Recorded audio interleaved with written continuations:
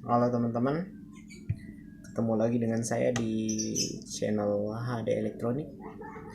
Kali ini saya akan membahas bagaimana caranya untuk mengatasi digital receiver yang kena petir atau IC regulator yang ada di sini itu pecah ya.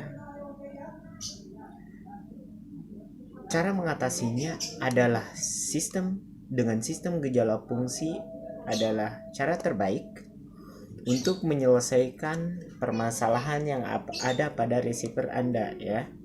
Bagaimana caranya? Begini, langkah awal kita cek dulu skringnya putus atau tidak. Maka ketika putus skringnya, biasanya rata-ratanya IC regulator yang ada di sini itu pecah ya. Solusinya bagaimana? Nah, ketika terlihat pecah, maka kita lihat di bawah ya, bagian bawah biasanya receiver yang baru itu ada resistor SMD-nya di bawah. Dia kalau misalkan tidak pecah, berarti tinggal ganti aja ya. Nih, tinggal ganti. Tetapi ketika dia pecah, ada yang angus, maka kita ganti dulu resistornya dengan nilai yang sama. Ya. Terus baru kita ganti IC regulator. Terus kita ganti skring. Tapi sebelum dicolok ke listrik, ke PLN, kita cek dulu dengan ohmmeter. Ya, ketika masih konslet maka dia akan full dalam ohmmeter ya, dalam jarumnya, terus tidak balik lagi, maka dia berarti masih konslet. Tetapi ketika dia sudah ada pergerakan dari jarum ohmmeter ya, ini dengan ohmmeter. Ketika ada gerakan dari jarum ohmmeter ke sini sedikit lalu balik lagi, kemungkinan permasalahan selesai. Tapi ketika misalkan kita ukur setelah diganti semuanya ya, yang tadi saya tunjukkan, kita ukur dia nyampe ke sini di jarum ohmmeter dan dia tidak balik lagi, berarti masih ada kendala. Yaitu kendalanya biasanya di sini. Dioda yang 4 ini adalah dioda pengarah arus, dan kemungkinan yang rusak itu masih ada kerusakan di sini ya. Kita angkat satu persatu terus kita ukur.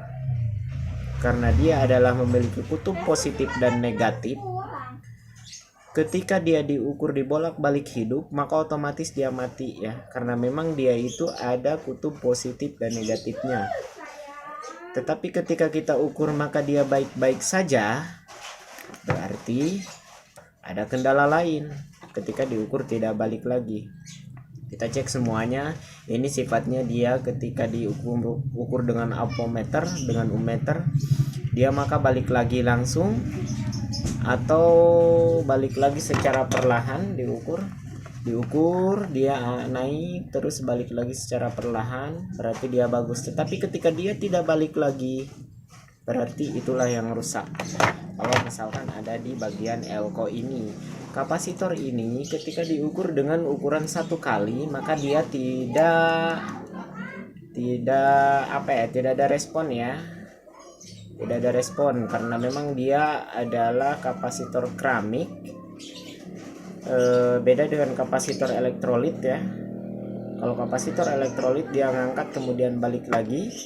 Kapasitor keramik kalaupun misalkan dikali dengan 100 kali di dalam ohmmeter, maka dia pergerakannya hanya sedikit, berarti itu baik-baik saja ya, komponennya baik-baik saja. Atau kita ukur R. Kalau ini R sifatnya dia ketika diukur dengan ohmmeter dia dibolak-balik hidup ya, hidup sifatnya. Terus ya pokoknya gitu.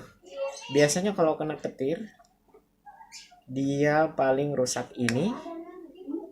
Kalau pecah kita cek di sini ada resistor SMD.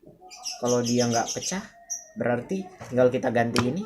Terus kemudian skringnya diganti, kita ukur dengan ohmmeter. Ketika dia cara seperti tadi diukur balik lagi, maka dia sudah kemungkinan besar sudah selesai pengerjaannya. Mungkin itu saja. Pantau terus channel saya. untuk mendapatkan informasi atau pengetahuan yang lebih lagi, dan subscribe, karena memang subscribe itu gratis ya dibanding pengetahuan yang nanti kalian akan dapatkan dari pemantauan terus channel saya. Oke, terima kasih teman-teman, salam sukses, sekian, dan wassalamualaikum warahmatullahi wabarakatuh.